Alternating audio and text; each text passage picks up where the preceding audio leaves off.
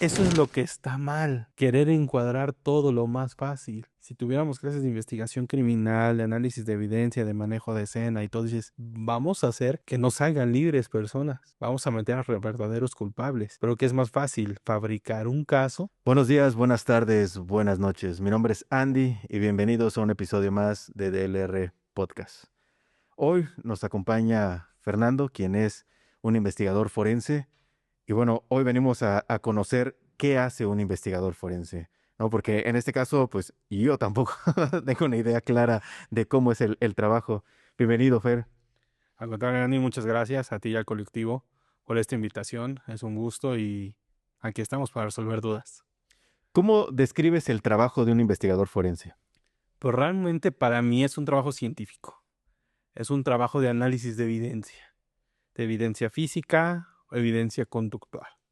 Evidencia física, lo que vemos; evidencia conductual, el comportamiento de las personas. La investigación de hechos presuntamente delictivos o delictivos.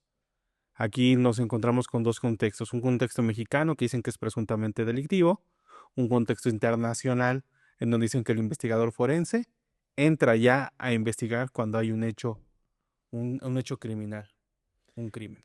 ¿Qué te lleva a ti a realizar este trabajo? O sea, ¿en qué momento tú dices, esto es para mí"? Pues realmente lo tengo que decir, lo he dicho en varios lugares, esto no es algo que yo quise. Yo no soy como muchos otros de que yo quiero ser forense, yo quiero ser criminalista. No, realmente yo estudiaba la carrera de medicina y estaba muy avanzado en la carrera de medicina. Tengo un accidente, pierdo la memoria y ya no quise regresar a medicina. Me encuentro con las ciencias forenses en el camino. Dije, bueno, aquí. Y he estado en el lugar correcto, en el momento correcto, con las personas correctas para comenzar a desarrollar este trabajo.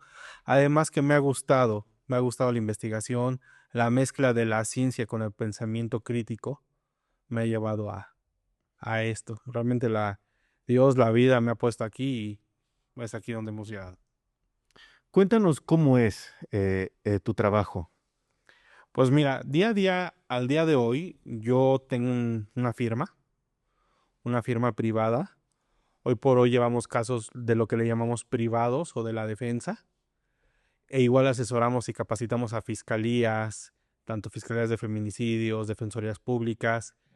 ¿Cómo es mi día a día? Pues realmente me llaman, hay este caso, nosotros pedimos una entrevista con el cliente, con la víctima o con el imputado. Analizamos la carpeta de investigación y analizamos esencialmente la evidencia que tenemos. Y una vez nosotros analizando la evidencia que tenemos, podemos dar un diagnóstico de qué es lo que nos enfrentamos y qué pruebas periciales podemos ofertar nosotros, ya sea para la defensa o para acusar o para vincular a alguien con un hecho delictivo.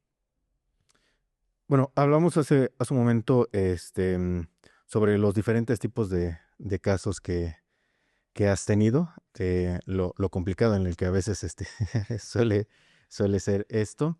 Y que bueno, tanto en todos los casos que se te ha presentado, pues hay casos en donde pues incluso pues, la persona que llega a tener una acusación, pues puede llegar a ser inocente, ¿no? Sí, sí, realmente yo creo que al día de hoy son más los casos, lamentablemente, de personas inocentes en prisión que de personas culpables. Es más difícil defender a un inocente que defender a un culpable. Y de ello se desprende un caso muy mediático que de hecho llegó a la Suprema Corte, llegó a una plataforma de streaming, a la plataforma más grande de streaming a nivel internacional, que es el caso de Duda Razonable, donde tres chicos, bueno, cuatro, pero realmente a mí me toca entrar a la defensa de tres, porque uno ya la habían logrado desvincular del caso, en donde se demuestra la inocencia de tres personas que fueron acusados falsamente de un secuestro. ¿Cómo fue este caso? Pues fíjate que a mí me contactan, yo fui docente de la California Western School of Law en San Diego, California, fui instructor. Ahí conozco al proyecto Red Inocente o al The Innocence Project, que es un proyecto que se dedica a defender a gente inocente en prisión. Y de ahí se desprende Red Inocente para América Latina y uno de los proyectos fue Proyecto Inocente Tabasco, que ellos estaban haciendo un documental apoyando a Roberto Hernández, que es el director del famoso película o documental de Presunto Culpable. Ah, ok. Entonces, él estaba haciendo un trabajo de investigación de policías en cuanto a los temas de tortura y demás. Y a través de eso me contactan. Yo no sabía ni siquiera que iba a estar esto, que iba a tener impacto mediático, ni siquiera que iba a ser grabado. Nos contactan y tenemos una cita con el abogado, con Andrés Andrade, perdón, eh, aquí en la Ciudad de México, en un restaurante al sur de la ciudad. Nos presenta el caso, viajamos a Tabasco a conocer a estos chicos, a Héctor, a Juan Luis y a Gonzalo. Cuando escuchamos sus versiones, cuando vemos la carpeta de investigación, decimos, diablos, estos cuates son inocentes. Los están acusando de secuestro. Y van por más de 40 años en prisión. No recuerdo bien, porque bueno, ahorita que me lo describes, se trató de esta situación en donde eran como personas que no se conocían, Ah, ¿verdad? exacto. Y los conectaron de alguna manera para que encajaran, ¿no? El que participaron todos juntos en esta actividad. Sí, sí, realmente yo cuando me toca hablar de la investigación detrás de duda razonable, yo les digo, imagínense si llegaron a ver la película de Amores Perros, es un Amores Perros. Personas totalmente distintas Que que convergen en un punto y de ahí se desenlaza la historia. Héctor, una persona que venía en su auto, se le cierra un carro, se baja, oye, me golpeaste, ¿qué onda? El conductor del auto saca un arma, le dispara, le pega en la mano, se echa a correr. Cuando pide ayuda a los policías, regresa y en el transcurso de pido ayuda a los policías, da la vuelta a la patrulla, ya soy acusado de secuestro. Y cuando dicen, oye, ¿sabes qué? Que uno no es suficiente para secuestrar. Ah, mira, ya hay dos personas con una camioneta. Ah, también ellos tráetelos. ¿Dónde está? Entra la historia de Juan Luis y Gonzalo. Y así, dicen, bueno, ustedes son culpables de secuestro. Se los llevan, los torturan. Y pues bueno, demuestran que del secuestro que los acusaban de ese momento eran inocentes. Bueno, no había elementos para vincularlos. Los sacan, pero antes en esa misma audiencia, les dictan una orden de aprehensión por el secuestro de la hermana de este cuate, el que traía un arma, el que por qué traía un arma, por qué los policías tan amables con él. Ya sabemos con qué tipo de gente llegan a ser amables. Y la hermana de él declara decir que no, no, yo no, no son. O sea, ella va a declarar que nada que ver. Y después de esto, en la misma audiencia, les vuelve a girar otra orden de aprehensión, retomando cuando dijeron que no había elementos. Que no, siempre, siempre sí los hay, siempre sí no te vas. ¿Y cómo o cuál es tu intervención, por ejemplo, en este caso? Nosotros intervenimos realizando toda la investigación forense. Primero vamos, nos entrevistamos, decimos, a ver, Héctor, a ver, Juan Luis, a ver, Gonzalo, platíquenme qué me pasó, qué pasó. Cuando me empiezan a platicar, ya tengo la historia A, ahora voy a la historia de las evidencias. No hay evidencias ya. La única evidencia que tenemos es una cicatriz en la mano de Héctor, un orificio de entrada, un orificio de salida, y sobre ahí empezamos a hacer toda nuestra investigación. A ver, esto es un orificio de entrada, estas son las características de un orificio de salida, qué expertos necesitamos, medicina forense, criminalística para hacer una reconstrucción, una mecánica de hechos. Comenzamos a investigar las evidencias, las distancias, las declaraciones, las contradicciones, lo que dice el hospital que lo atiende, lo que dice la fiscalía en su momento, y vamos armando un rompecabezas, que ese es nuestro trabajo, o sea, de las evidencias físicas, de las declaraciones, de los reportes forenses, de los testimoniales, ir armando, que ese es el objetivo de la investigación forense o la investigación criminal. Y pues realmente qué tan complicado llega a ser, porque ya una vez que han pasado los eventos, pues es mucho más complicado el poder encontrar pues una evidencia física como tal de lo sucedido. Y luego dentro de las declaraciones, conforme pasa el tiempo, la historia Va llega a cambiando. cambiar, ¿no? En una declaración. Entonces, ¿qué tan complicado llega a ser ya este trabajo? Llega a ser muy complicado, pero nosotros en el algor de la investigación criminal, me gusta a mí mucho citar a Sir Arthur Conan Doyle en su libro de Sherlock Holmes, que él dice, al día de hoy no conozco a un criminal, a una persona que vuele. No conozco a una persona que flote. No conozco a una persona que mueva las cosas con su mente. ¿Qué te quiero decir esto? Que siempre va a haber una evidencia. Siempre va a haber una evidencia. Algo siempre va a existir. Nos ha tocado llegar en casos 2, 3 años después donde te sitúas en el lugar realmente, no haces lo que hacen algunas corporaciones, decir, sí, fui bajo la foto de Google Maps y digo que ahí estuve. Nos vamos y te voy a poner un ejemplo. Y hicimos la investigación de un hecho de tránsito en Cancún, en la carretera Cancún-Mérida. Ujú. Hacemos la investigación y fuimos 2 años después, y aún había ahí autopartes. Ok. 2 años después. Duele mucho tiempo, ¿no? Y no nada más del auto nuestro, sino de otros autos. ¿Qué quiere decir? Que era un lugar donde se prestaba Constantes, ¿no? para que sucedieran hechos de tránsito. Entonces, realmente yo creo que como buen investigador, sí hay siempre evidencia. Hay lugares que lo dice este The Forest en tu libro de Criminal Investigation, dice, hay lugares que carecen de escena, que el criminal no impacta a su alrededor, pero siempre va a haber un modus operandi, siempre va a haber algo que podemos investigar, algo. Y el trabajo de nosotros como investigadores es ese, buscar la pieza que falta del rompecabezas. ¿Y te ha tocado casos donde la evidencia que recolecta la policía es donde dices, o sea, esto parece una broma? Sí, muchísimo. Mira, no es tirarle a la policía, no es tirarle a la fiscalía, no es tirarle a nadie, es hablar de la realidad que vivimos en nuestro México.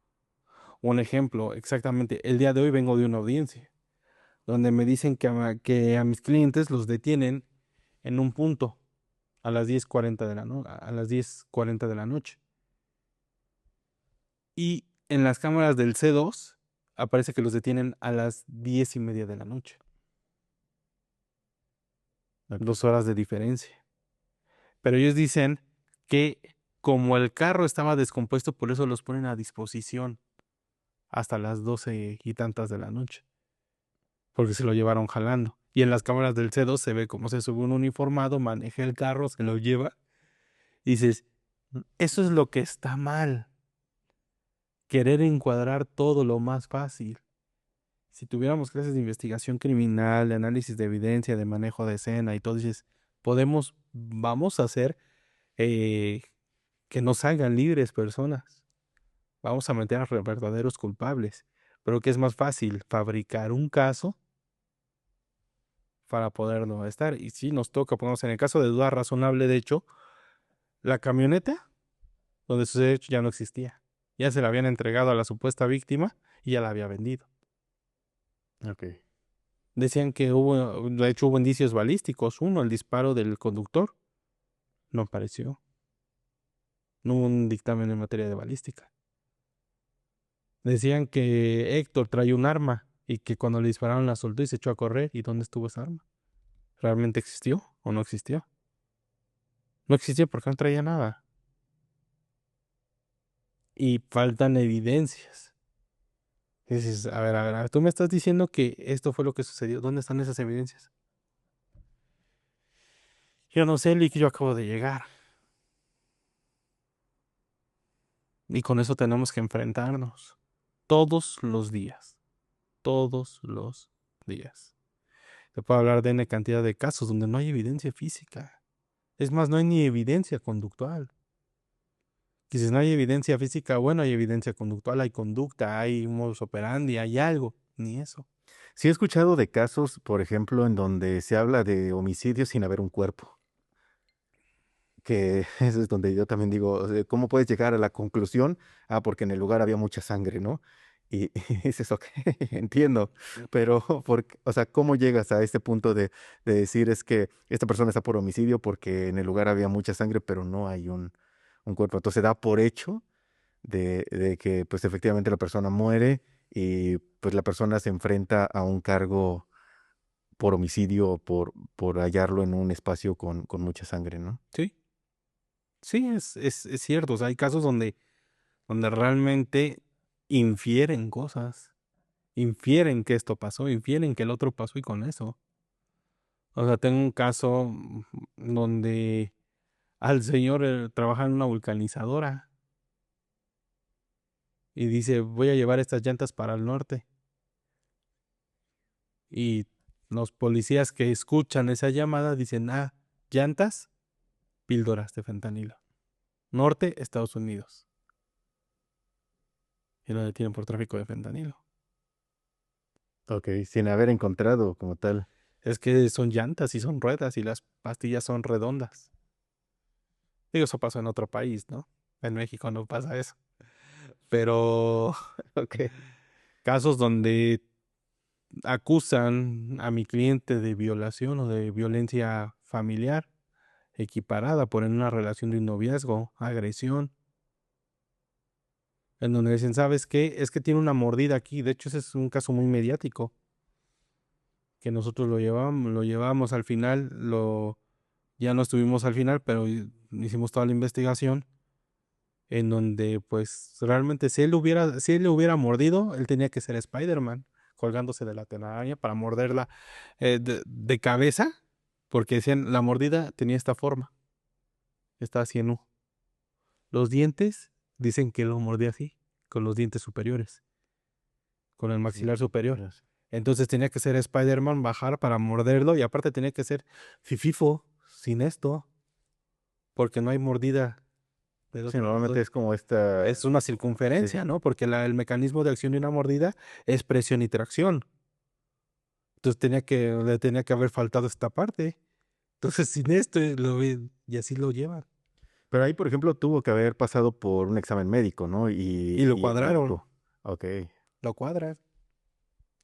Hasta que se pide la intervención de otra odontóloga y la odontóloga dice, no, espérame, esto está mal. Y se puede buscar la libertad de él. Entonces dices, "Ok, ¿de qué se trata? ¿Sobre quién vas? ¿A quién quieres tener adentro? ¿Es cumplir una cifra o realizar investigaciones? Y quiero decirlo, o sea, hay lugares donde hay excelentes investigadores forenses. O sea, tienes en, en Ciudad Juárez, tienes a al maestro Héctor Jauregui, un excelente criminalista. Tienes en Guanajuato excelentes investigadores, pero pues los demás. Y sí, yo, bueno, por ejemplo, yo me he enfrentado también mucho a esta cuestión de cuadrar hechos y cosas, sobre todo cuando se les cuestionan algunos actos, ¿no? Por ejemplo, me tocó un caso en donde me llaman porque pues a un chico lo atropellan en Aguascalientes y lo atropellan en un punto en donde no se alcanza a ver muy bien con la cámara. Ok. Entonces, cuando llegan los servicios de emergencia, encuentran el cuerpo y la ropa en otro punto, pero la ropa está doblada. Y lo que declaran es que la persona se quita la ropa pensando que ya había llegado a casa, la dobla y se va a dormir. Entonces el auto no lo ve y por eso lo golpea, aunque el cuerpo presentaba un impacto en un punto. Lo curioso es que pues no había cartera, no había teléfono, ¿no? Y es el policía quien dice, sí, es que la ropa está allá, no está a unos metros la ropa. Y es el policía quien dice, seguramente fue así, él dejó aquí, el otro. Cuando a mí me toca investigar la ruta del dispositivo, yo lo que encuentro es que esta persona va como divagando por varios puntos, como dando vueltas, y luego se dirige hacia el punto donde es atropellado, y luego el teléfono se dirige al C4. Y entonces yo digo que es Ok. curioso que el teléfono llega a C4 a la hora en la que se encontraba con el forense. Es que fue a levantar la denuncia. Sí. Y cuando se les presentó mi información, lo que ellos dicen es que seguramente el teléfono venía en la ropa, no se revisó bien la ropa y tal vez llegó allá, pero entonces dicen, ¿por qué fue al C4? ¿Por qué no se fue al mismo lugar hacia donde llevaron a la víctima, ¿no? Entonces, ahí ya salen muchas cosas, ¿no? Sobre todo que la policía probablemente recogió la ropa, revisó la ropa y pues la acomoda en algún punto, porque lo curioso es que la ropa estaba doblada en un punto, pero los zapatos parecía como si los hubieran aventado así. Claro. Entonces, como que no, como la ropa aquí, entonces los avientas para disimular un poco y muchas cosas que no, coincidían con la actividad que la Sí. persona realiza, ¿no? Y el hecho de que el teléfono termine en otra zona y aún así ellos digan, pues, no, es que tiene una explicación, ¿no? ¿Qué otra explicación le encuentras? Sí, que el celular levantó la denuncia. La Sí, ¿no? denuncia del Entonces, sí, hecho. por ejemplo, a mí me ha tocado esta parte. En cuestión de una investigación que involucra como un entorno digital, ¿has tenido algún caso? Sí, bastantes. Fíjate que bastantes, en donde tuvimos un caso en Veracruz, en donde acusan a los papás de un cliente de haber, fue un caso mediatiquísimo, de haber apoyado al hijo a huir, pero acusan a los papás de ir de un lugar a otro y no brindarle el auxilio a la víctima. Entonces les ponen la complicidad. Pero cuando hacemos el análisis de lo que le llaman hoy zonas de llamadas o de redes telefónicas, vamos viendo y nunca se sitúan en el lugar donde la fiscalía dice. La ruta que siguen es una ruta lógica al hospital. Dicen, es que la dejan en la puerta y se van. Cuando en el hospital hay un voucher firmado por el papá haciéndose responsable de los gastos. Ah, ok. Entonces, serie de incongruencias de ese tipo donde la evidencia digital es la que habla. Vamos, este caso que te digo de los videos, tuve un caso en Chilpancingo en donde dicen que una persona hace un homicidio en una zona que está a 30 minutos de su casa. Y los datos, pero dicen, es que como su última conexión fue a tal hora, y la pregunta que me hacen a mí en el juicio, y de hecho fue el primer informe de investigación criminal de la defensa llevado a juicio en México. Yo fui, testifiqué, estuve como testigo y le dije, esto es así, así, así, por esto, por esto, por esto, por lo otro, y él no pudo estar en el mismo. ¿Y a usted le consta que traía su celular pegado al cuerpo? No, o sea, cuestiones lógicas. No, pero hay cámaras en el lugar y las medidas antropométricas, todos no coinciden con las de la persona. Pero trae cubrebocas, sí, y exacto, trae tanto cubrebocas que las personas, las supuestas víctimas, dicen que lo reconocen y que cuando abren las puertas les ven los rostros. Entonces, ¿trae cubrebocas o le ven los rostros? Es que por el estrés se pudieron equivocar. Bueno, o sea, si tú quieres apuntar a que la persona es, adelante, hazlo. Y en cuestiones digitales, ahorita exactamente, me llegó un caso esta semana en donde la persona se encontraba en Querétaro el día a la hora del homicidio. Pero como es un asunto relevantísimo a nivel nacional, tú fuiste. Tú fuiste, tú fuiste, tú fuiste. Y ya no hay de otra. ¿Y qué haces? Ahora tú tienes que pelear con un sistema que está señalando a una persona que fue. Y yo no digo, exactamente ahorita estamos manejando también un caso en donde la propia víctima, el hermano de la víctima, está diciendo, él no fue.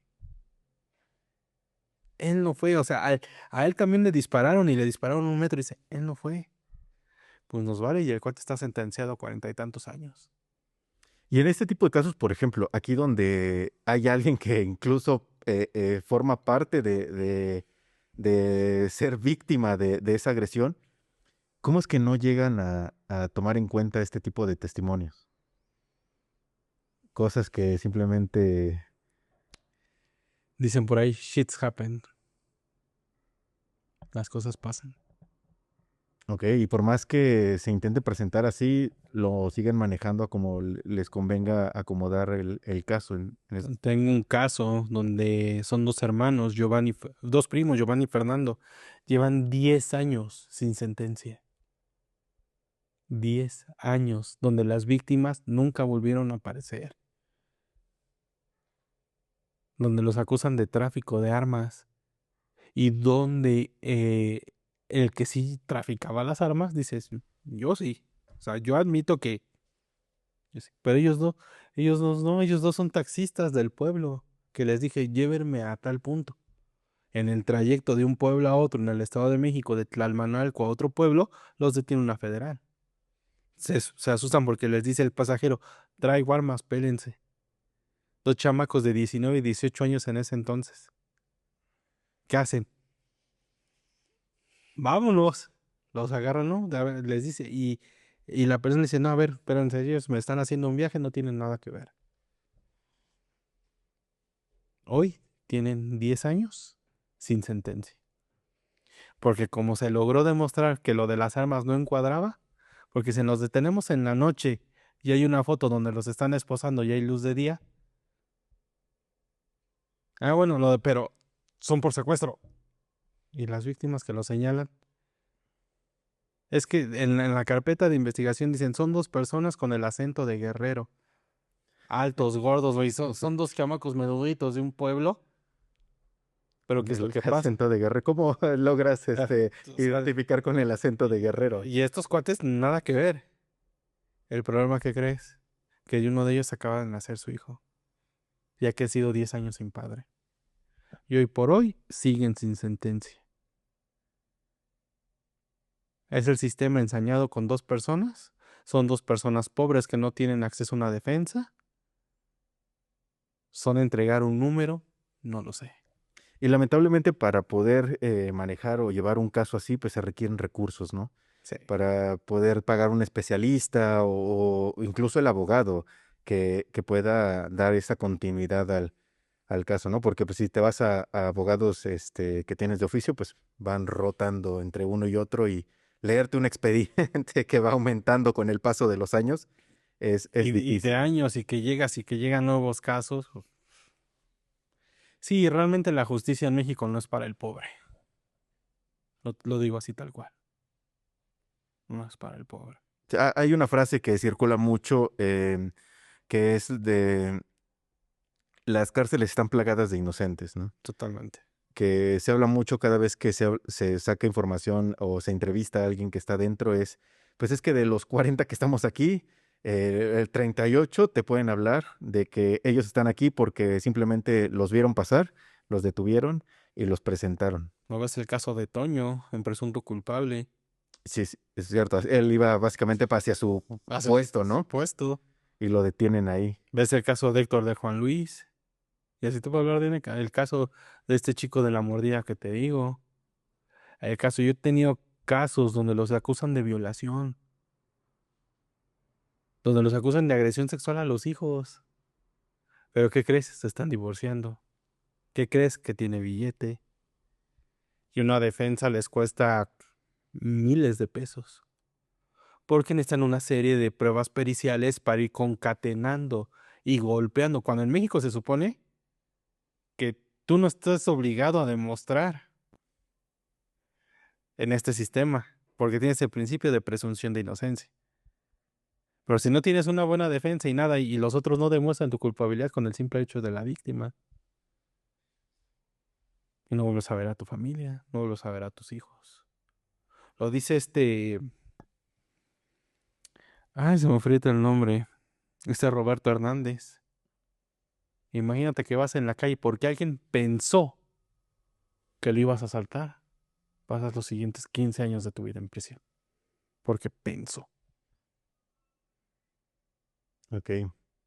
Y fíjate que dentro del lado de mi trabajo es curioso porque yo batallo mucho con esta cuestión en donde existe la evidencia, existen los actos y al momento de que se presenta una denuncia, no hay, o sea, no hay manera de Prospere. sí, exacto. Entonces, por ejemplo, en mi trabajo se ve esta parte en donde yo cuestiono mucho el cómo es que estás viendo la evidencia, la tienes enfrente y aún así no tienes la manera de que pueda judicializarse una carpeta, ¿no?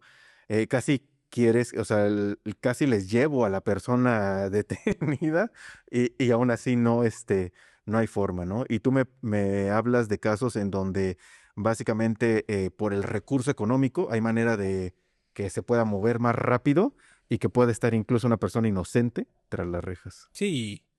Y fíjate que el recurso tanto para pagar periciales, o sea, no tanto para sobornar o para esto, no, para pagar una buena investigación. O sea, yo lo digo en duda razonable y no me cansaré de decirlo, el accidente que está ahí para mí fue un atentado.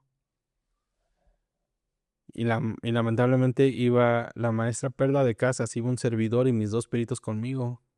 Y pues nos quisieron matar. Una serie de hechos y circunstancias que dicen que no, se levantó la denuncia, no prosperó. X, bueno, ok. Bueno, Y lamentablemente es parte del trabajo. es parte de... Sé que tú trabajas con perfiles criminales. Sí, ¿Cómo es esta parte de un perfil criminal? Porque creo que la mayoría tiene esta noción gracias a las series de televisión sí, de claro. que por aquí ves las fotografías y ya por ciertos movimientos, comportamientos de la persona ya das una conclusión. Pero ¿cómo realmente es el poder perfilar? Pues realmente es un trabajo, hoy por hoy es científico. Bueno, debería de ser científico. Te pongo un ejemplo, o sea, muchas veces se piensa que el perfil criminal es esta parte de su marido trabaja con una mujer rubia, tenga cuidado porque se le están sonsacando. No. El perfil criminal científico, el perfil criminal evoluciona en el mundo. De la escuela del FBI, que es la que vemos en la serie de organizado, es un criminal organizado, es un criminal desorganizado. El FBI reconoce que está mal la tipología y empiezan a abrirse casos donde gente está en prisión por esa tipología. Empieza a existir el análisis de evidencia conductual, hay perfiladores renombrados a nivel internacional, en Colombia, en Guatemala, en México, en Estados Unidos, en Australia, en España. En España está uno de los referentes de la perfilación criminal en habla hispana, el maestro Jorge Jiménez Serrano. Y nos dedicamos hoy en día al análisis conductual de la evidencia física.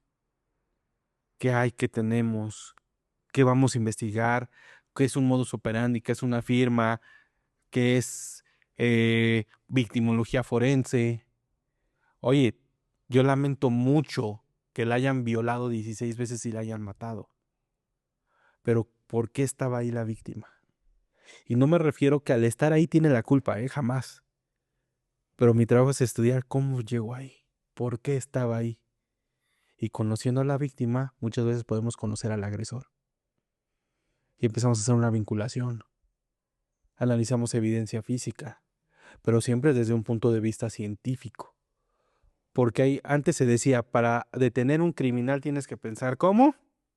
Un primer Criminal. criminal. Sí. Yo no. Eso es mentira. Es una aberración. O sea, que me dices que para detener un cuate que violó, mató y descuartizó un niño, tengo que pensar como él, qué asco. Yo no puedo.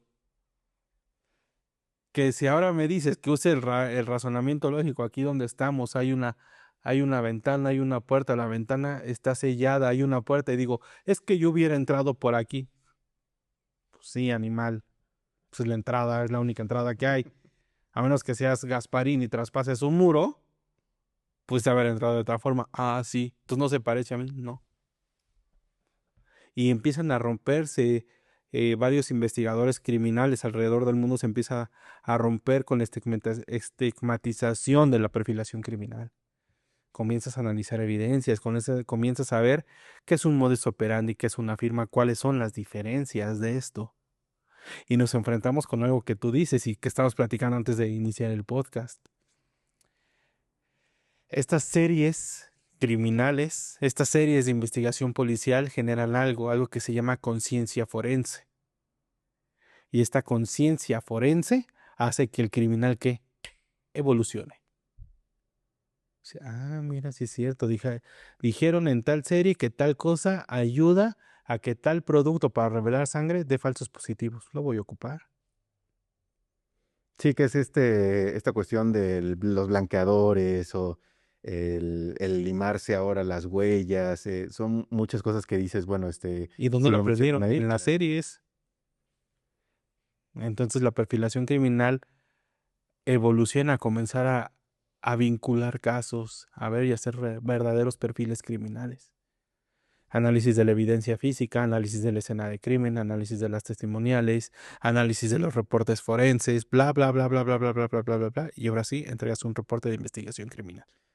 Yo sé que es difícil el poder poner un número, pero ¿qué tanto tiempo lleva el poder hacer un perfil? Híjole. Puede llevarte semanas, días, meses, años. ¿De qué depende? de la cantidad de información que tengas, de la cantidad de casos que haya. Tenemos el caso de las muertas de Juárez y me van a pegar aquí, pero está uno de los mejores investigadores en Ciudad Juárez, que fue uno de los que trabajó de la mano con Robert Ressler para vincular al verdadero homicida de las muertes de Juárez, al famoso egipcio, el maestro Manuel Esparza Navarrete, uno de los mejores investigadores criminales que hay hoy por hoy. Hoy él tiene esa escuela, hoy entrena a nuevos investigadores, pero su escuela no está llena como quisiéramos en otros. ¿Por qué? Porque no ven amarillismo. Por ejemplo, ahorita que tocas el tema de las muertes de Juárez, em, se dio mucho, por ejemplo, esta parte en la que, pues, sí había una persona realizándolo, pero hubo otros que se aprovecharon de lo que sucedía para cometer estos crímenes. Entonces, ¿sí Este, realmente pasa de esa manera? sí hay imitadores, sí, sí hay imitadores, pero en ese caso es algo muy específico que creo que no me corresponde a mí hablar, porque yo no llevé el caso. Sé lo que pasó, fuera de cámara se lo platico, porque pues, Manuel es uno de mis mejores amigos. No me corresponde a mí hablar de eso, pero sí se descubrió qué es lo que estaba pasando. Ok. Y fue algo para decir, ¿sabes qué? Ey, el que está aquí sí es, porque en un punto se manejó que era un chivo expiatorio. Porque, mira, es que siguen pasando. Y hay una justificación del por qué seguían pasando. Para eso la gente comúnmente no sabe, no sé si se pueda decir, digo, Manuel lo ha dicho en conferencias, lo ha dicho comiendo, en, en la mesa tenemos más de 10 años de amistad, pero yo creo que a mí no me corresponde hablar de eso. Si hay imitadores, sí, sí hay imitadores. En México existen los homicidas seriales, es claro que existen, nada más que carecemos de buenos investigadores. Porque también siempre cuando se toca un tema de un asesino serial en México es porque ya lo tienes muy mediático, ¿no? Y es como de, hoy aparece un asesino serial en México, como si lo descubrieras después de 20 años que no sucedía, ¿no? Pero entonces sí hay como Es que tal, mira, te voy a poner tres ejemplos. La Mataviejitas, el, el de Atizapán y el de Catepec. El monstruo de sí. Atizapán, el monstruo de Catepec y la Mataviejitas. Dime tú cuál de esos tres los detuvieron con investigación criminal. A ninguno. A ninguno. A una de ellas llega la persona antes a su casa, la ve salir, la Mataviejitas. Dice, ella es detenida.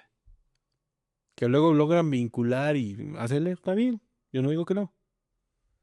No creo que fue el de Atizapán, sí, el de Atizapán, porque de hecho una exalumna fue ahí a hacer la investigación y me llamó. ¿Qué pasa? No encuentran a una chica, no recuerdo si el novio, el esposo, El esposo me el parece. esposo era policía, Ujú. la va a buscar Y encuentra y sus cosas, ¿no? encuentra sus cosas. Oye, oye, oye, ¿fue investigación criminal? No, ¿qué fue? Fortuito, ¿no? Ujú. Y los de Catepec, si no mal recuerdo, traían los pedazos del La cuerpo, carreola la que... carreola o carreta, no lo sé, y los detienen. ¿Fue investigación criminal? No. ¿Qué caso podrías decir que fue por investigación criminal? El de el taxista, el violador serial, un taxista aquí en Ciudad de México, en Tlalpan. Que ese Ese es reciente. reciente, el año pasado, pasado o antepasado, no tiene mucho. Pero el perfil criminal lo hizo un exalumno mío, omito su nombre por seguridad. Lo hizo él. Él me habló y me dijo, maestro, no tenemos, lo logramos. Hice una perfilación, te hice todo. Él realiza otro perfil criminal, dan con él y después, pues bueno, les dan las gracias y se va de la policía. O sea, un elemento que esto le gira y que ama la perfilación criminal. Yo lo tenemos haciendo rap. Ok. O sea, ¿dónde está él?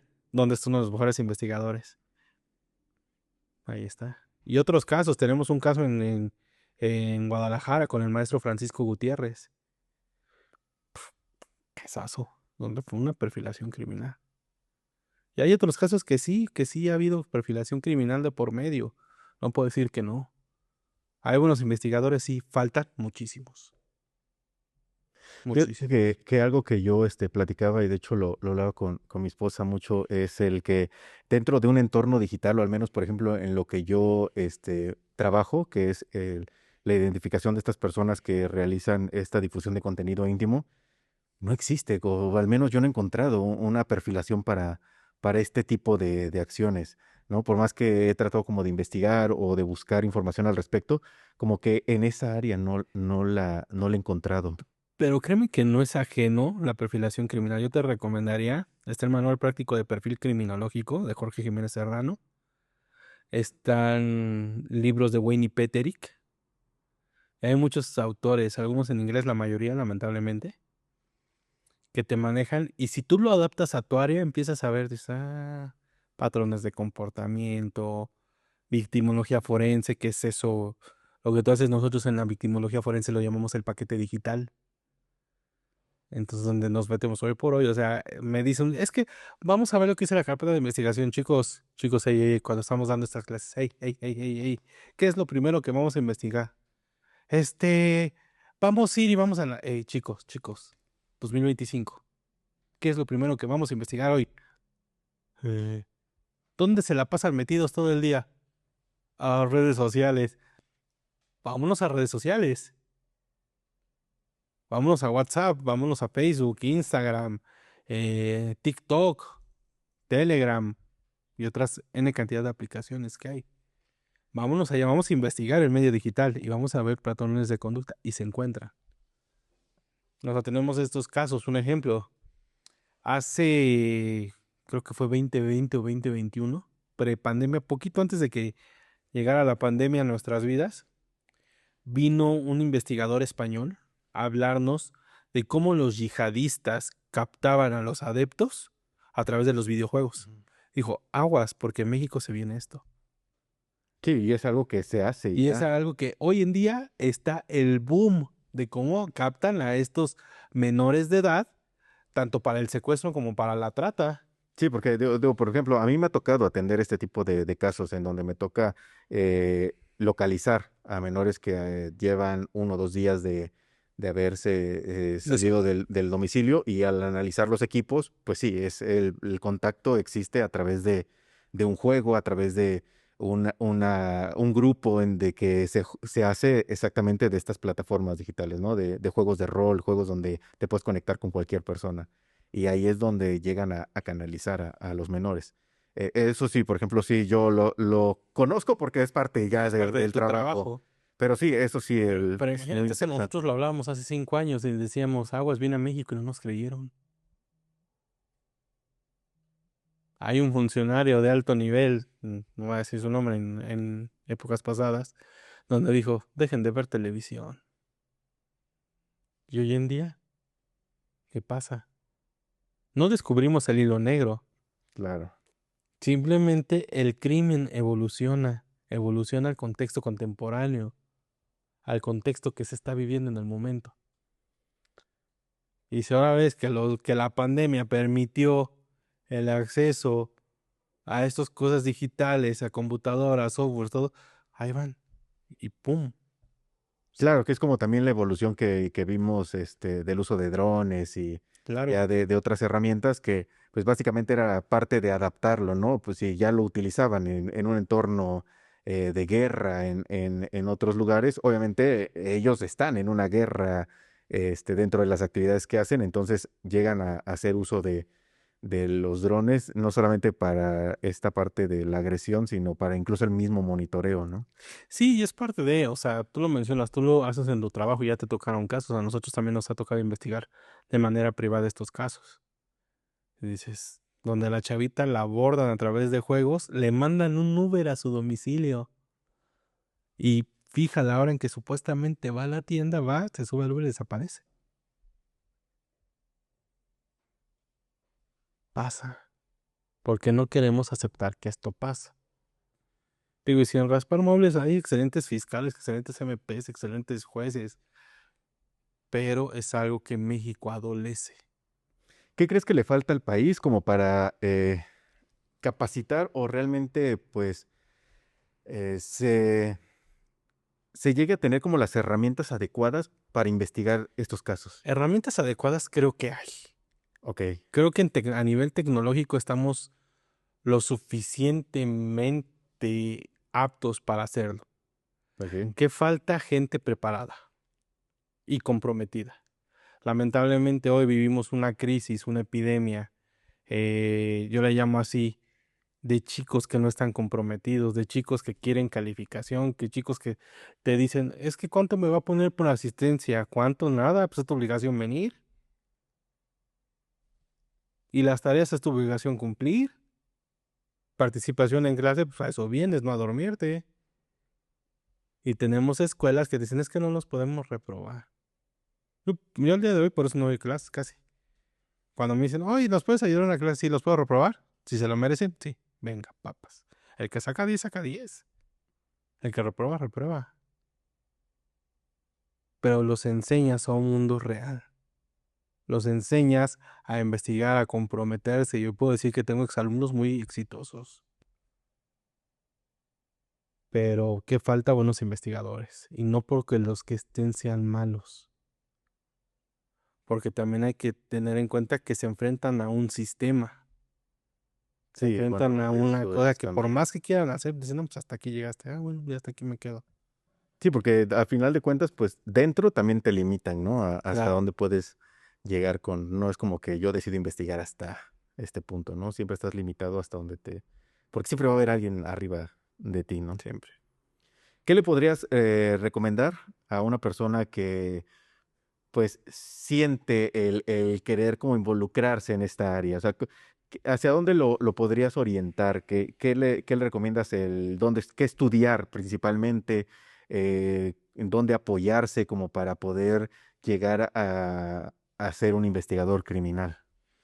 Hay muchas instituciones públicas y privadas, no todas son buenas, no todas son malas. Está la carrera de criminología, está la carrera de criminología y criminalística y criminología, ciencias forenses, bla, bla, bla, bla, bla, bla, bla, bla. Yo les recomiendo que estudien una licenciatura en una escuela donde les exijan, donde vean ellos que van a ir a sufrir, donde vean ellos que van a ir a aprender. Luego sí les recomendaría que estudien una especialidad o un posgrado. Y lo más importante, que estén conscientes que les va a costar trabajo salir. Y al salir, les va a costar trabajo porque hay muchísima gente. Hay escuelas que tienen grupos de 120 y tienen 3 grupos y gradúan a 360, una sola escuela cada cuatrimestre. Entonces sales y hay 360 tipos cada cuatrimestre de esa escuela graduados. ¿Hay falta de empleo? No, porque está en medio privado, pero no es fácil. Yo hoy como director de Forensic and Legal, este año cumplimos 10 años. Que bueno, eso ya se puede decir que la verdad es que ha sido un tiempo en el que puedes decir, pues, o sea, realmente he sobrevivido a esto, ¿no? Sí, sí, claro, hoy estamos considerados como la firma número en México, pero caray, o sea, había momentos en donde no me avergüenza decirlo, traía los zapatos rotos, porque pues, no había trabajo, tuve que demostrar con trabajo, con profesionalismo, los resultados míos y de mi equipo, porque Forensic and Legal, la imagen soy yo, pero tengo un equipo de investigadores forenses espléndidos, los mejores de América Latina, que respaldan a la firma. Y tenemos psicólogos, criminólogos, todo, y que todos ellos han ido tallando, picando, picando, picando, picando. Ahora, si tienes, ¿qué te recomiendo? Que si tienes 23 años te falta mucho. Lamentablemente vivimos en una época que todo se da tan fácil que si llego a los 25 años y no tengo un carro, una casa, digo, esto no es lo mío, me voy a otra cosa. Cuando cuesta trabajo es un proceso de... Esto sí lo tenía muchas ganas de preguntar, porque, por ejemplo, en mi área siento que se presta mucho, pero, por ejemplo, yo vengo de una generación en donde yo no estudié un área afín a lo que hago. Y este conocimiento que adquirí en cuestión de seguridad fue porque yo formaba parte de un entorno en donde pues había comunicación dentro de lo que ibas aprendiendo y pues pasaba mucho tiempo investigando, buscando información. Entonces, digamos que todo lo que yo sé hoy en día de seguridad es gracias a lo que yo he aprendido experimentando dentro del entorno. Pero hay gente que puedas decir que se dedica a la investigación criminal, que adquirió estos conocimientos empapándose el entorno sin tener que haber estudiado una carrera afín. Sí y no.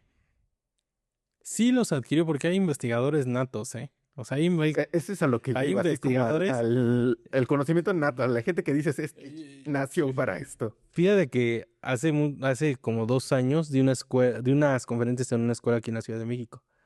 Y había una niña, una chica, que preguntaba y que yo decía algo y me contesté, decía, bueno, ¿esta escuincla de dónde?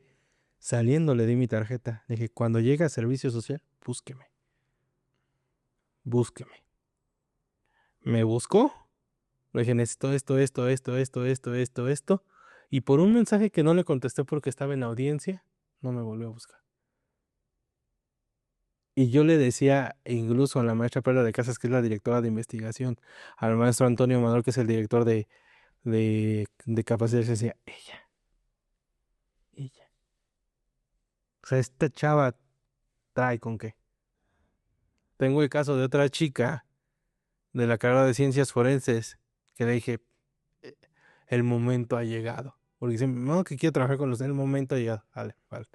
Nos acompañó una exhumación y le ofrecieron un trabajo poquito más fijo, con un sueldo fijo. Le dije, va a empezar a aprender, se va a empezar a foguear con los mejores, es hora. Dice, no, ya no, porque ya tengo esta chamba. Y es muy buena esta chica, es muy buena. Tengo el caso de otro chico de servicio social que es muy bueno, pero pues, la novia no lo dejó. No, es que pasas mucho tiempo allá. Sí, y para mí era esa duda porque a final de Sí cuentas los, es un área que requiere, o sea, tal cual ese y conocimiento, sí, ¿no? sí los hay, pero créeme que después de que los detectamos, los hacemos prepararse. O sea, el despacho dice, sabes que tienes que estudiar, tienes que profesionalizarte. Hay una persona que fue mi mano derecha durante muchos años, un cubano, llegó a México. El tipo era un investigador brutal, brutal, de los mejores que he visto en mi vida. Lamentablemente tenía familia, Forensic and Legal estaba creciendo un tiempo, fue socio de Forensic and Legal cuando iniciamos. Pero tenía una familia que mantener. Yo en ese entonces no estaba casado y se salió por esto. Pero el tipo, o sea, yo le hablaba, tenemos este caso que es, oye chico, tenemos esto, mi hermano, bla, bla, bla, bla, bla, bla. Decía, espera, como decía, tranquilo viejo. Y ya vamos a resolver casos brutales. Y él estudió la licenciatura después, e iba a estudiar la maestría después, hoy en día está radicando en Estados Unidos trabajando. Pero hay investigadores muy buenos. El problema que pasa que si no necesitas profesionalizar por una cuestión, porque este sistema o el sistema jurídico mexicano te exige un título y cédula profesional. Sí, sí, justamente por eso te lo mencionaba, ¿no? Ujú. Porque se presta de una manera diferente. Por ejemplo, en áreas de tecnología, pues se da en que descubres un talento y a la empresa no le interesa si tienes la licenciatura o no. O sea, lo que le interesa es lo que tienes aquí, ¿no? Claro. Y explotar ese conocimiento que tienes en el área, ¿no? Que debería de ser, ¿eh? Que debería de ser, pero pues bueno, jurídicamente, ciertos requisitos, ciertas cuestiones que te piden legales, que las tienes que cumplir y que estás en la obligación. Pero de que hay investigadores natos y buenísimos, claro que los hay. Pues a mí se me hace muy interesante el trabajo que realizas, la verdad. Gracias. Creo que yo siempre he sentido como, bueno, he tenido mucho interés en esta parte de la investigación criminal. Creo que nunca lo he abordado así muy a profundidad, pero me gusta mucho, sí, me gusta mucho por ejemplo, ver documentales en relación a gente que cómo arma y cómo logra construir al final de cuentas todo un caso basado en algo que quizá muchos no notarían, ¿no? Al momento de hacer la investigación. Y la verdad es que se me hace demasiado interesante el cómo se aplica. Y la verdad es que yo nunca había conocido a alguien que lo hubiera hecho. Qué bueno que lo haga en México, ¿no? Y que realmente lo aplique como tal, ¿no? Porque pues te toca ir o ver alguna persona que da una charla y te dice, pues sí lo hago, esto, lo otro, pero pues no como tal que tenga constituido un trabajo tal cual y que digas, bueno, es que a mí me contratan para esto, ¿no? Mi trabajo es hacer una investigación como tal. Y la verdad es que pues se me hace un trabajo increíble. Oh, muchas gracias. Sí, realmente en México hay pocas firmas, las hay, por qué no decirlo, en Oaxaca hay una. Muy bueno este colega, pero somos pocos. Nos tocó en México romper paradigmas y yo creo que de la forma en que trabajamos, solo nosotros, ¿Y de qué manera sientes que puede evolucionar la investigación criminal? con el uso de las tecnologías. Va a evolucionar y está evolucionando brutalmente. Uso de softwares 3D, de reconstrucción virtual, eh, de una forma... Ahí hace tiempo presentaron en una expo un tomógrafo, hace lo del tomógrafo cortes, Ujú. y una plancha virtual. Metes los análisis de ese tomógrafo, los procesa la plancha virtual, una mesota, y ahí puedes hacer la necropsia virtual. Ok. Ya no tienes que tocar el cuerpo. Y puedes entrar al, al corazón, porque el tomógrafo es tan preciso que vas entrando virtualmente y es como si fueras caminando por las venas. Vas Ok, entrando y ves un trayecto de una bala, ves todo eso, pero pues es carísimo. Eso es básicamente como de serie de televisión, ¿no? ¿Sí? Porque así lo ves en O la sea, televisión. hay un software que te cuesta alrededor de 2 millones de pesos. Nosotros estamos en la mira de ese software para adquirirlo. Sabemos que este año lo podamos adquirir. Pero es un software, un escáner que te va escaneando. Ya termina, si hay un cuerpo, pasas un escáner móvil, un escáner de mano, lo escanea, te lo llevas y ya tienes un cuarto blanco, lo procesas y estás viendo la escena de crimen. O sea, te... Ok, eso es Está increíble. fregón, o sea, hay cuestiones ya avanzadas y para allá va la investigación criminal en México y debería de ir. Lamentablemente, voluntades, presupuestos, escalas de poder, no lo sé, no lo sé. Y una de las nuevas generaciones, que yo lo digo y me duele decir lo que de cada generación, uno o dos van para esto. Los otros van por morbo, los otros van porque no tenía nada que hacer. Y me lo dicen, ¿qué haces aquí? No tenía nada que hacer, pero ya me gustó esto, me gustan los muertos. Tienes problemas, niño, ve al psicólogo. Sí. Fíjate que tocando ahorita esto que me dices de las nuevas tecnologías, hay algo que sí quiero preguntarte y es que, por ejemplo, algo que yo noto mucho en esta parte de la informática forense es sobre todo al momento de presentar la evidencia, el uso de ciertas herramientas para presentar esta evidencia, ¿no? Porque Ujú, aparte de todo, el juez tiene que avalar que realmente la licencia, el software y todo sea el adecuado para haber recolectado la información. Es ujú, decir, que pues software libre no cuenta ujú. en esta parte. Entonces, ¿crees que ahí, por ejemplo, va a existir un problema en el momento en el que, por ejemplo, tú como empresa adquieres esta tecnología, pero el Estado no la tiene? Entonces, ¿en qué momento tu evidencia que recolectas realmente aporta al caso si el mismo Estado no cuenta con estos medios como para decir, efectivamente, Ay, esto es real, ¿no? y ya nos ha pasado, ¿eh? O sea, nosotros tenemos el uso de drones, el uso de estabilizadores, que para una reconstrucción tengo volando los 3 drones, 3 vistas. Tengo cámaras de las DG, perdón por Ujú. el comercial, pero las amo. Tengo los estabilizadores DG y cuando veo una reconstrucción básica, tengo 16 vistas. Ok. Cuando una reconstrucción de una fiscalía va a tener una vista así jamás. No, sí, Pero, bueno, todavía tienes las trayectorias con varillas. O sea, ah, todavía que, toca que, hacer que esto. no está mal, pero se puede hacer mucho mejor. Que así aprendimos, ¿eh? Pero puede ser mucho mejor. El problema es la inversión y la voluntad de los peritos viejos por no evolucionar y de los peritos nuevos, porque ay, ¿para qué?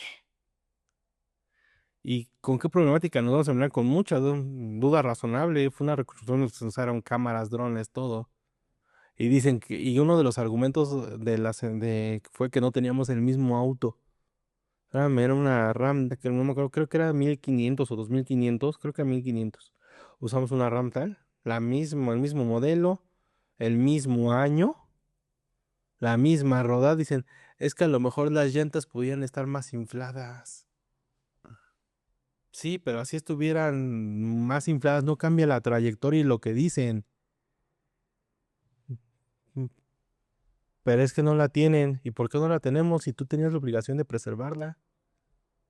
Porque se la regresaste. ¿No es evidencia? Eh, Pero ustedes tienen la culpa por no decirnos que nos iban a hacer esto. ¿Qué nos vamos a enfrentar? Créeme que Forensic Legal se especializa en algo, en romper paradigmas. Por algo contamos con 15 de las mejores firmas de abogados de México entre nuestros clientes. Y hoy en día me hablan, oye Fer, no sabemos qué hacer. Ha habido casos que me dicen, ya no sabemos por dónde. Nos metemos en ese caso, le digo, aquí está. Y de aquí vamos aparte. Y confían. Y llegamos y los jueces dicen, oh, sí, cierto. Es que tú cómo mejoraste cómo viste la cámara, dónde se veía la cámara que antes era.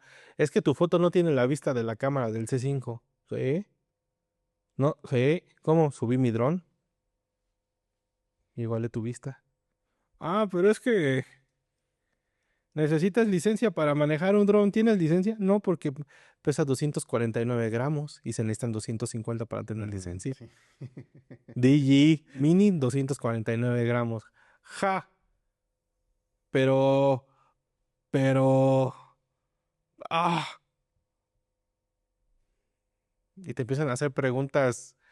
Pero entonces, suponiendo que usted conteste sí o no, no sé, porque nunca he estado ahí.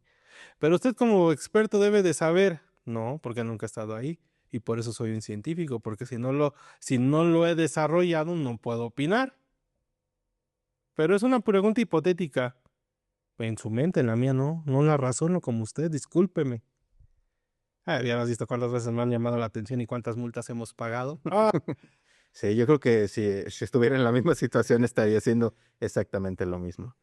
nos vamos a enfrentar con grandes problemas, pero yo sí creo en un México que esto algún día va a cambiar. Y cito a mi gran amigo, el capitán retirado de la Marina Armada, el capitán Edgar Zambrano, sea de haber guerra, que sea mientras yo viva, porque dedicaré mi vida a que mis hijos puedan vivir en paz. Yo pongo mi granito de arena. Yo voy, capacito a fiscalías. Hoy en día asesoramos una de las fiscalías, ahí iba a decir el nombre, asesoramos a una fiscalía del exterior de feminicidios. Les pegamos tanto en tantos casos que la fiscal nos mandó a llamar. Oye, ¿qué onda? Mejor ayúdanos. Y de los 4 casos que los hemos ayudado, 2 han sido sentenciados, feminicidas. La verdad es que podría yo, con este tema, estar aquí por horas.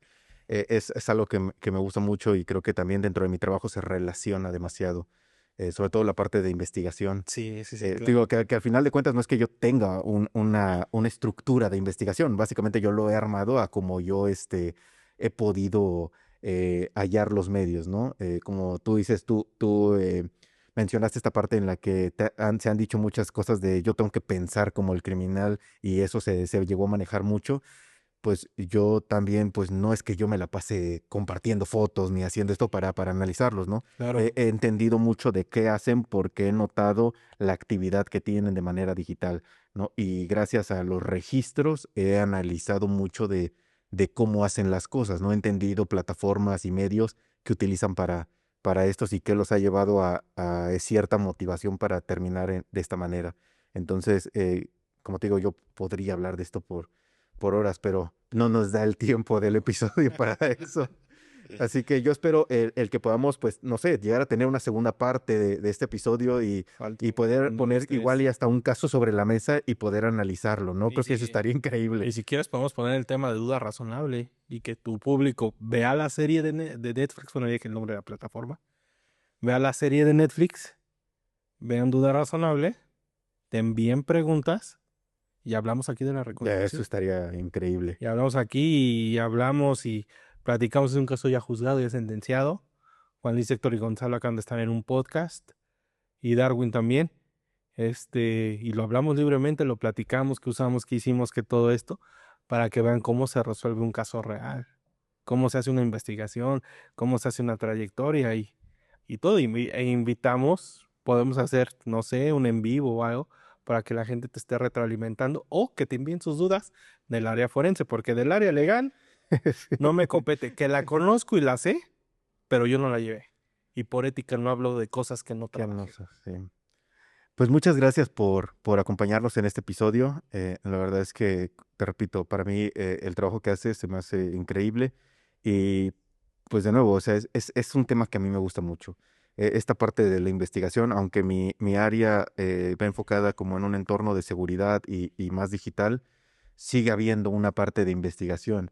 Y de cierta manera, pues a mí me ha llamado el hecho de cómo poder tener como ciertas herramientas para impulsar un poco más lo que ya hago. Entonces, pues, bueno, de nuevo, gracias por estar aquí. Esperemos que se pueda dar este otro episodio, que se pueda dar, como lo mencionas, el que la gente pueda, pues, mandar esas dudas y que podamos desarrollarlo, estaría excelente. Y pues nada, algo más que le quieras decir a la gente. Pues nada más que sigan apoyando Duda Razonable en Netflix, sigan viendo qué es lo que pasa y pues que todos pongamos un granito de arena para que este México sea mejor. Soy un romántico idealista, sí, dejémonos de colores, dejémonos de todo y hagamos un bien por este México, no por los que ya vamos avanzados, sino por los que vienen detrás de nosotros. ¿De qué manera pueden contactarte en caso de que, pues, digo, igual y hay alguien allá que está viendo esto y digan, es que yo, o sea, él es a quien estuve buscando para poder, pues, pedir ayuda o de cierta manera poder llevar un caso? Me pueden contactar vía correo electrónico, forensic and legal en inglés, @gmail.com. En redes sociales, hoy mis redes ya están saturadas. Es Fer R. Mendoza DC. Ahí le pueden dar seguir y me envían un mensaje. Luego no los veo rápido y ya por ahí les doy mi número personal y WhatsAppeamos y todo. Fer R. Mendoza, van a encontrar dos. El que dice DC, porque el otro es personal y ahí no acepto. Ahí no acepto más que a familia y amigos. Fer R. Mendoza DC, ahí estoy. Vía correo electrónico forensicandlegal@gmail.com o contacto @forensicandlegal.com. Y en Instagram, hoy que usan Instagram, estoy como, déjame ver, porque creo que no me he cambiado el nombre. Que primero era el Instagram personal, primero subía fotos Sí, así pasa, ¿no? posando guapo, bueno, lo que se puede, ¿verdad? Estoy como Fer R. Mendoza o Fer Crimi. Ahí me pueden buscar y ahí podemos estar en contacto con ellos.